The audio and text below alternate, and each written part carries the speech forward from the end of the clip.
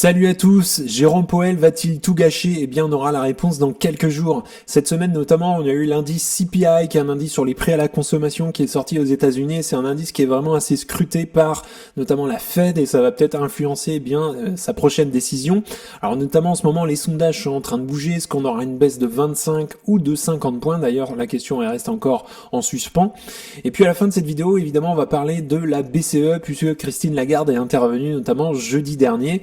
D'ailleurs, tu peux aussi en profiter pour mettre un petit like à la vidéo, ça permet de soutenir la chaîne et je te remercie grandement. Alors, si on regarde bien les prix à la consommation aux États-Unis, dit de base, ils ont progressé plus que prévu en août. Ça a été publié mercredi dernier par le département du travail. Et puis donc, en excluant les éléments volatiles que sont l'alimentaire et l'énergie, eh bien l'indice des prix à la consommation sous-jacent, aussi appelé ce qu'on appelle le core CPI, a augmenté de 0,3% en août contre un consensus de 0,2%.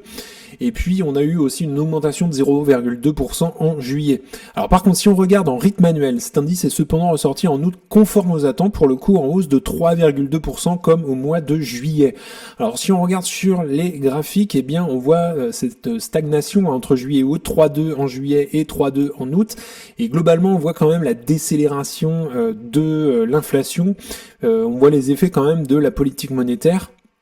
Là par contre c'est là le point noir d'un mois à l'autre, c'est ça qui n'a pas été très apprécié, c'est qu'on a eu quand même une accélération d'un mois à l'autre, plus 0,3% en août et plus 0,2 en juillet, et on avait plus 0,1 au mois de juin, donc là c'est un petit peu le point noir. Alors là ce qui est projeté c'est plus 0,1 en septembre et un moins 0,02 en décembre.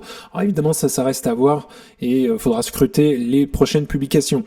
Alors, si par contre on regarde sur un an l'indice CPI global, pour le coup qui inclut l'énergie et puis l'alimentaire, il a décéléré à plus 2,5% après un gain de 2,9% en juillet et un consensus à 2,6%. Donc c'est ce qu'on voit globalement sur ce graphique. On est passé de 2,9 à 2,5 quand même, ce qui est quand même pas mal, hein. On voit vraiment encore plus les effets de la décélération justement de l'inflation. Ça serait tant mieux. Alors là, on a une petite accélération projetée en septembre. Ça reste à voir, ça va prendre avec des pincettes évidemment. Et puis, on aurait l'objectif atteint justement sur le premier trimestre de 2025, en mars, où on arriverait justement à ce 2%, qui est l'objectif justement de la Banque centrale.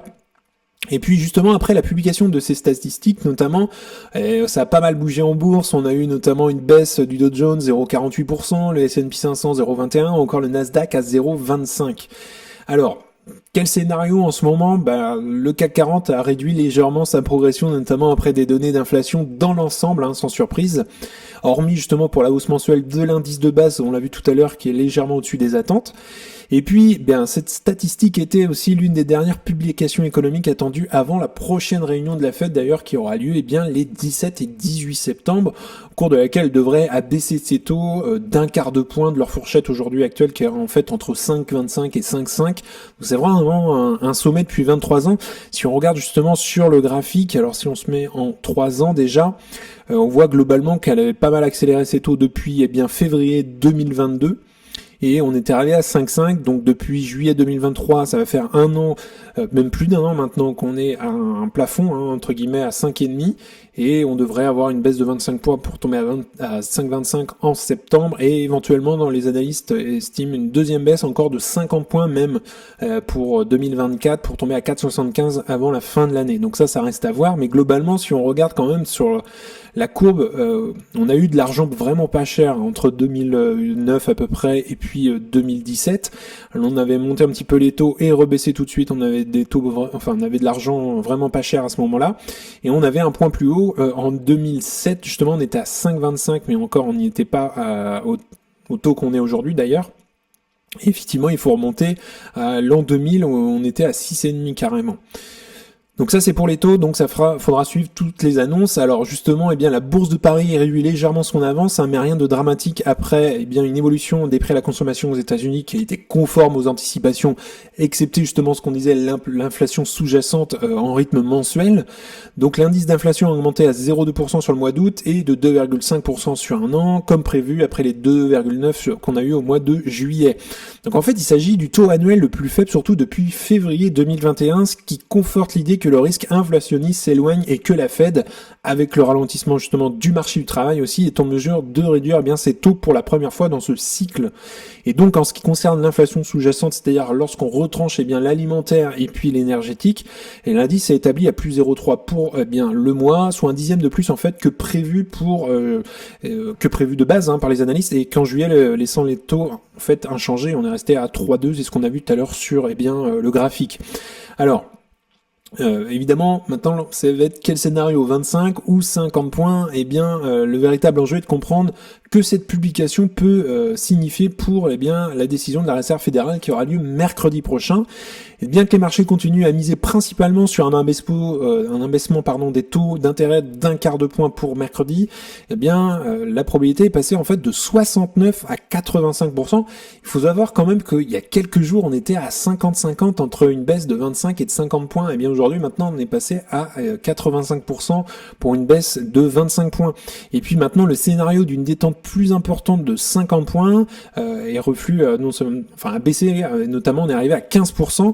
Et donc on le voit sur le graphique, la différence maintenant entre les deux, 25 points serait effectivement perçu comme plus doux par les marchés, moins agressif qu'une baisse de 50 points. Alors, d'après une enquête, maintenant, la Réserve fédérale baissera ses taux de 25 points de base à chacune de ces 3 réunions de 2024. Ça, c'est une estimation de la part d'une majorité des économistes interrogés par justement Reuters. Et donc, les responsables de politique monétaire jugent que le temps est venu de baisser les taux, maintenus dans une fourchette de 5,25-5,50 surtout depuis un an, donc juillet 2023. Et l'inflation se rapproche en effet de la cible des 2%. Ça fait un moment qu'on nous bassine avec cet objectif de 2%. D'ailleurs, pour la BCE, c'est la même chose en Europe. La Fed, l'objectif c'est 2%. Tandis qu'aussi on a le marché de l'emploi qui s'affaiblit également. Et puis si on regarde les marchés monétaires, il parie toujours sur plus de 100 points de base d'assouplissement cette année, ce qui inclut donc au moins une baisse de 50 points de base. Mais en fait, seuls 9 des 100 économistes sondés par Reuters estiment que la Banque centrale baissera autant ses taux au cours de sa prochaine réunion le 18 septembre. Donc évidemment, il faudra suivre ce que va annoncer justement Jérôme Powell. 25 points serait beaucoup plus apprécié par le marché. Et puis en fait le reste des économistes interrogés prévoient une baisse pour le coup de 25 points de base lors de cette réunion. Alors notamment Stephen Stanley a dit les derniers chiffres d'emploi montraient un affaiblissement mais n'étaient pas désastreux. Et en fait, les membres du conseil, donc Williams et Waller, n'ont pas souhaité s'exprimer sur l'ampleur de la première baisse de taux, mais ont porté un diagnostic relativement bénin sur l'économie américaine, suggérant une baisse de 25 points de base. Donc en fait, si on regarde, 54 des 71 économistes ayant répondu à la question estiment qu'une baisse de 50 points de base au cours des réunions de 2024 est jugée improbable. 5 d'entre eux même disent très improbable. Par contre, 13 estiment probable cette décision et 4 très probable. Donc voilà, aujourd'hui on est plus sur du 25 points de baisse des taux d'intérêt. Alors, également, Aditya Bhave, économiste donc chez Bank of America, a ajouté si la Fed baissait ses taux de 50 points de base en septembre, les marchés y liraient la confirmation que la Fed est en retard sur la courbe et donc qu'elle cherche à normaliser sa politique. Donc voilà. Aujourd'hui, 50 points de base de baisse des taux d'intérêt serait vraiment, je pense, un peu mal perçu par les marchés financiers. Et puis, depuis mai, la majorité des économistes interrogés, notamment par Reuters, se positionnaient sur 2 baisses de taux en 2024, mais on attendait 3 surtout depuis août. Alors, une majorité croissante aussi d'économistes, il faut savoir que 65 sur 95 attendent 2 nouvelles baisses de 25 points de base en novembre et puis décembre.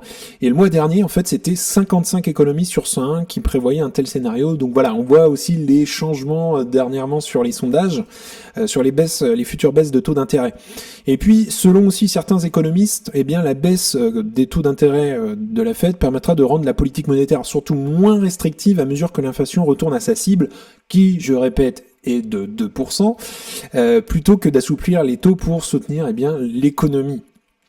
Alors, en termes de croissance maintenant, qu'est-ce qui est prévu qu'est-ce qui est anticipé un petit peu pour les mois à venir? La probabilité médiane d'une récession est de 30%, un chiffre consistant avec les réponses données au cours de l'année. en termes de croissance américaine, notamment qui a atteint 3% sur un an au deuxième trimestre, devrait être égale ou supérieure au rythme de 1,8% que la Fed d'ailleurs considère comme ne générant pas d'inflation selon les prévisionnistes. Et puis enfin, le chômage devrait rester, lui, sur son niveau actuel de 4,2% jusqu'à la fin de l'année 2026, tandis que l'inflation PCE devrait atteindre sa cible de 2% au premier trimestre de 2025. Donc, maintenant, je ne sais pas si tu as pu voir le débat entre Kamala Harris et puis Donald Trump. Ça a un peu influencé les marchés boursiers, mais pas tellement au final. Et donc, en fait, les réactions du marché au premier et peut-être d'ailleurs unique débat télévisé entre la vice-présidente Kamala Harris et puis aussi l'ancien président Donald Trump, les deux principaux prétendants à la Maison Blanche ont été vraiment limités, il n'y a vraiment pas eu de grosses fluctuations en bourse. Et puis, pour résumer un petit peu, au départ emprunté, la démocrate a gagné plutôt en confiance et a asséné une série de coups à Donald Trump sur des questions allant de l'avortement d'ailleurs, à son aptitude à exercer aussi ses fonctions, mettant son concurrent d'ailleurs pour la Maison Blanche par moment en difficulté. Si tu veux voir le débat, je pense qu'il est disponible largement en replay sur YouTube. Et puis, selon la plateforme en ligne Predictit, les chances que Kamala Harris de remporter l'élection est passé de 53 à 56%. Donc voilà, le débat a pas eu beaucoup d'effet non plus, faisant aussi, pour le coup, baisser le Bitcoin jusqu'à 2,6% en matinée. Et puis, il faut savoir que le groupe de Donald Trump, donc le Trump Media, qui abrite d'ailleurs le réseau social de l'ex-président, lui a chuté de 15% en avant-bourse, donc après justement le débat. Donc voilà, ça a été assez limité, entre guillemets, ce débat entre Harris et Trump. Alors, on va regarder maintenant un petit peu en Europe ce qui va se passer, notamment ce qui a été annoncé par Christine Lagarde. Et donc, comme en juin, lorsqu'elle avait abaissé pour la première fois ses taux directeurs de 25 points de base, elle l'a fait à nouveau. La BCE a opéré un nouveau mouvement de détente monétaire lors de cette réunion de rentrée. Et en fait, le taux de facilité de dépôt est abaissé d'un quart de point. En fait, c'est passé tout simplement de 3,75 à 3,5. Celui de refinancement est passé de 4,25 à 3,65. Celui de prêt marginal, il est passé de 4,5 à 3,90. Alors, il faut savoir que le taux de refinancement, comme déjà été évoqué en mars, était réduit d'une plus grande ampleur, en fait, dans le cadre d'un ajustement technique. Et l'écart entre les deux taux est depuis des années fixé à un demi-point, et la BCE a resserré cet écart à 15 points de base, une mesure destinée à relancer surtout les prêts entre les banques. Et puis, en termes de prévision de la BCE, comme à chaque trimestre, ça a été mis à jour d'ailleurs. Et donc, en fait, l'inflation aujourd'hui est toujours attendue à 2,2% en 2025, après un 2,5 maintenu également pour 2024. Et puis, les prévisions de croissance du PIB sont au contraire abaissées chaque année, en fait, jusqu'en 2026. Alors si on regarde un petit peu notamment l'inflation en France, on voit clairement on n'est pas sur des niveaux comme aux États-Unis d'ailleurs. Là on a tiré à 1,9% au mois d'août d'ailleurs, donc on voit clairement les effets aussi de la politique de la BCE. Alors peut-être une remontée en septembre, ça reste à voir évidemment, ça faut prendre ça entre guillemets. Et puis, si on regarde les cours du pétrole en ce moment depuis le début de l'année 2024, on est quand même sur un plus bas. On est tombé autour des 70, 72. On avait un plus haut, en avril à 91. Donc voilà, on voit les effets aussi, de la politique monétaire qui sont menées notamment par la Fed ou encore la BCE. Et puis, on voit surtout les effets inflationnistes. Et puis si on regarde un petit peu notre cher CAC 40 à Paris, et donc on voit qu'on est retombé quand même sur des niveaux qu'on avait en janvier de début d'année. On était à 7400 points à peu près, on a eu un plus haut dans l'année à 8002 et on voit surtout que le CAC 40 ne fait que baisser depuis surtout mai 2024 globalement, et puis on a eu un plus bas début août d'ailleurs, on a vu un peu le lundi noir, on l'a eu d'ailleurs aussi sur le S&P 500, on a eu ce lundi noir, on était bien tombé, il y avait une belle chute, et puis c'est repris un peu le CAC 40, mais on se retrouve quand même sur des niveaux qu'on avait en début d'année. Donc voilà, les marchés en ce moment bougent pas mal avec des données économiques qu'on a aussi qui sortent de la Fed ou encore de la BCE. Et donc pour conclure, il faudra suivre la décision les 17 et 18 septembre prochains de la Fed. Logiquement, on devrait avoir une baisse de 25 points de base d'après les sondages. Également, si tu souhaites accéder à ma watchlist qui comporte les objectifs de prix, tu as le premier lien en description. Également, si tu souhaites accéder à FastGraph, c'est le site que j'utilise pour analyser les actions, eh bien tu as 25% de réduction lors de l'inscription. En tout cas, eh bien on en a fini pour aujourd'hui. N'hésite pas à liker la vidéo, à t'abonner, ça fera grandir la communauté et puis ça me soutient. Si tu souhaites regarder un autre épisode, tu peux cliquer juste ici. En tout cas, je te souhaite une excellente journée et à bientôt pour une prochaine vidéo. Salut!